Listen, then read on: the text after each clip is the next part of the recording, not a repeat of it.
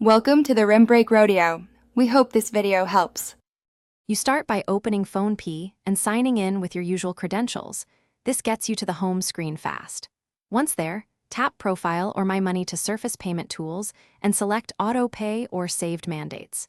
You do this because auto pay items live under mandates. Locating them prevents accidental changes. Make sure your phone number matches your bank record so OTP will arrive. If OTP is required, you can pause and fetch it now, then continue to the next step.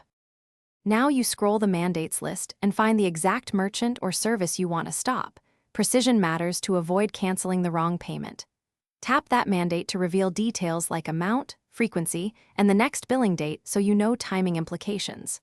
Once confirmed, choose Cancel or Stop Auto Pay to initiate deactivation. Phonepe asks why to help analytics, but your choice only affects records. After tapping Cancel, expect a confirmation prompt.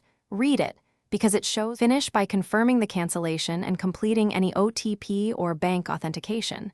This step finalizes the stop request and prevents the next scheduled debit. Once done, make sure the mandate status changes to canceled or inactive inside Phonepe. This is your proof.